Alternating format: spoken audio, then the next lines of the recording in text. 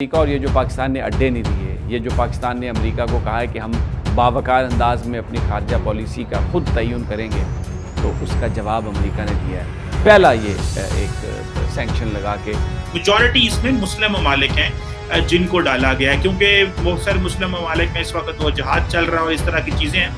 ایک وقت تھا کہ امریکہ اسی چائلڈ کو کہتا تھا کہ اس کو مجاہد بناؤ، امریکہ اسی چائلڈ کو کہتا تھا اس کو مدرسے میں ڈالو، چھوٹے چھوٹے بچے کو کہتا تھا ان کو مدرسے میں ڈالو، ان کو ویپن دو، ان کو اسٹرنگر میزائل دو، ان کو سوویت یونین کے خلاف لڑاؤ۔ آج جب ان کو نہیں ضرورت ہماری، تو آج انہوں نے ہمیں دوبارہ اس لسٹ میں ڈال دیا۔ اور کیا یہ ہوتا ہے انٹرسٹ بیسڈ ریلیشن شپ۔ آپ نے سب سے پہلے گھبرانا نہیں ہے۔ لسٹ میں نام دیا ہے، اس کی وجہ سے امریکہ جو ہے وہ سینکشنز لگا سکتا ہے پاکستان کی فوج پر، اور یہ جو پیس کیپنگ کے ہمارا مشن ہے وہاں پر ہماری فوج پھر نہیں جائے گی۔ اگر اس لسٹ میں نام آتا ہے تو یہ ایک پولیٹیکل ڈیسیژن ہے، اس کا مطلب یہ ہے کہ امریکہ بہادر اس ملک سے ناراض ہے، تو پھر ان کے جو الائز ہیں یا جو وہ ان کی جو ایجنسیز ہوتی ہیں جیسے ورلڈ بینک ہے، IMF ہے، وہاں پر اگر آپ لون لے لیں تو اس کا مطلب یہ ہے کہ آپ جو دنیا کا اقتصادی سسٹم ہے اس میں ہیں آپ، اور جو انٹرنیشنل اسٹیبلشمن ہے وہ آپ کو ریکگنائز کرتی ہے، یہ ان کا فائدہ ہوتا ہے۔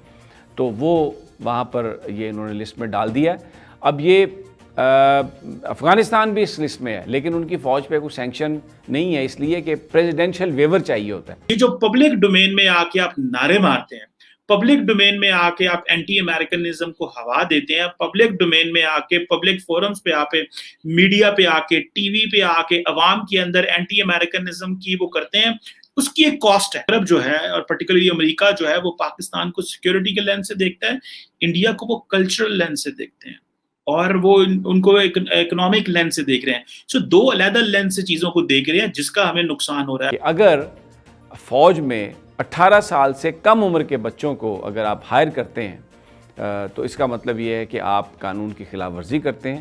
تو امریکہ نے سن 2010 سے یہ ایک لسٹ بنانی شروع کی ہوئی ہے، اور اس میں پاکستان اور ٹرکی کو اب شامل کر لیا ہے کہ جی جو سال تھا یہ 31 مارچ 2021 کو ختم ہوا، اور 1 اپریل 2020 کو یہ جو شروع ہوا، اس میں ٹرکی اور پاکستان کی جو فوجیں ہیں انہوں نے کم عمر لوگوں کو، بچوں کو بھرتی کیا، جو کہ قانون کی خلاف ورزی ہے، اور ایک لسٹ بنائی ہوئی ہے امریکہ نے۔ پھر جو بھی اس لسٹ میں آتا ہے اس کے اوپر سینکشن لگائی جاتی ہیں، فوج کے اوپر سینکشن لگائی جاتی ہیں۔ اس فہرست میں پاکستان کا نام شامل کیا گیا ہے، جس کے اندر عموماً ان ممالک کو شامل کیا جاتا ہے جہاں پہ چائلڈ سولجرز یعنی کم عمر سپاہیوں کو فوج میں بھرتی کیا جاتا ہے یا جنگ کے اندر ان کو استعمال کیا جاتا ہے۔ عموماً اس طرح کے جو جنگجو گروپس وغیرہ ہوتے ہیں مختلف علاقوں میں، ان کے اوپر اس طرح کے الزامات آتے ہیں۔ اب دیکھیے امریکہ کی ٹیکٹک ہے، ظاہری بات ہے کہ جب ہماری لیڈرشپ یہاں پہ کھڑی ہو کے باتیں کرے گی، نعرے مارے گی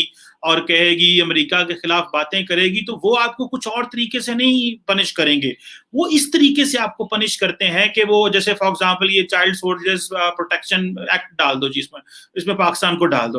اب اس میں کیا ہے کہ اس میں آپ کے اوپر کانسیکوینسز ہو سکتے ہیں، اس کے اوپر آپ کے اوپر سینکشنز لگ سکتی ہیں، آپ کی ملٹری ایڈ کے اوپر سینکشنز لگ سکتی ہیں۔ جو ملک ہے جیسے اس لسٹ میں ڈال دیا ہے، ہمیں انہوں نے FATF میں رکھا ہے، ہمیں انہوں نے یہاں پہ بھی رکھا ہے۔ سو میرا خیال ہے کہ اور ہماری وہ انسلٹ بھی کر دیتے ہیں جب ان کا دل کرتا ہے، جس مرضی لسٹ میں ڈال دیتے ہیں، جب دل کرتا ہے انسلٹ کر دیتے ہیں، جب دل کرتا ہے وہ کہتے ہیں جی ابھی ہمیں آپ کی ضرورت کوئی نہیں ہے۔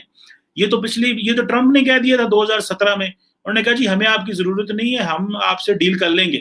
انہوں نے کہا جی پاکستان تو ہمارے سے ڈبل گیم کر رہا ہے، ہم سے پیسے لے رہا ہے۔ تو اس وقت بھی secretary of state mic Pompeo کہتے تھے کہ اگر اسلام آباد نے واشنگٹن سے تعلقات بحال کرنے ہیں تو وایا کابل تعلقات بحال کرنے ہیں۔ تو بھائی ہمیں پھر کیا جو ہے وہ لے کے کرنا ہے؟ اگر اس طرح کی چیزیں ہیں، اگر ہمارا تعلق افغانستان کی وجہ سے ہے، تو مجھے as a good citizen of this country مجھے پرابلم یہ ہے کہ ہم کیوں تعلقات کو اس نہج پہ لے آئے کہ صرف سیکیورٹی کوآپریشن ہی ہمارا امریکہ کے ساتھ ہو سکتا ہے۔ اب اسی رپورٹ کے اندر یہ ہے کہ وہ ممالک یا وہ ریاستیں جو خود لوگوں کو اسمگل کرتی ہیں یا خود جو ٹریفکنگ میں ملوث ہیں، یہ بھی اس رپورٹ کے اندر جو ہے وہ درج ہے جبری مشقت کے ساتھ۔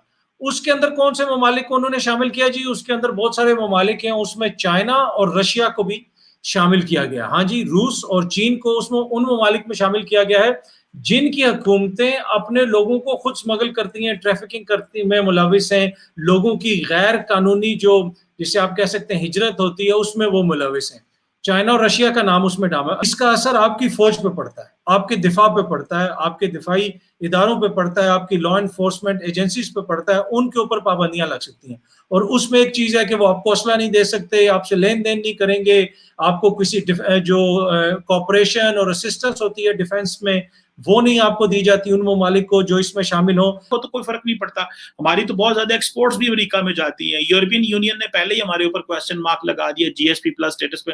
وہ انہوں نے ویسے وڈرا کر لینا، وہ نظر آ رہا ہے، that is on the cards کہ وہ وڈرا کر لیں گے. اور ہماری جو ایکسپورٹس اس طرح یورپ میں جا رہی ہیں وہ نہیں پہنچ پائیں گی. تو ابھی پاکستان کو ایک لانگ ٹرم پالیسی بنانی چاہیے، جس پالیسی میں ایٹ لیسٹ ہمارے پاس یہ تو ہمیں تعلق دیکھنا ہے کہ ہم نے جس ملک کے ساتھ تعلق بنانا ہے وہ صرف سیکورٹی کو نہ ہو، ہمیں ملٹی فیسٹڈ ریلیشن شپ جو ہے وہ قائم کرنا ہے. اس کے اوپر بات کریں، نہ کہ صرف اور صرف ان چیزوں پہ. اور یہ اگر آج امریکہ ہمارے ساتھ یہ کر رہا ہے تو یہ سمجھ لیں کہ یہ کولڈ وار کا ریپیٹ دوبارہ شروع ہو گیا ہے. اور کولڈ وار کا ریپیٹ دوبارہ اس لیے شروع ہوا ہے کہ وہ صرف اور صرف ہمیں سیکورٹی لینس سے دیکھتے ہیں.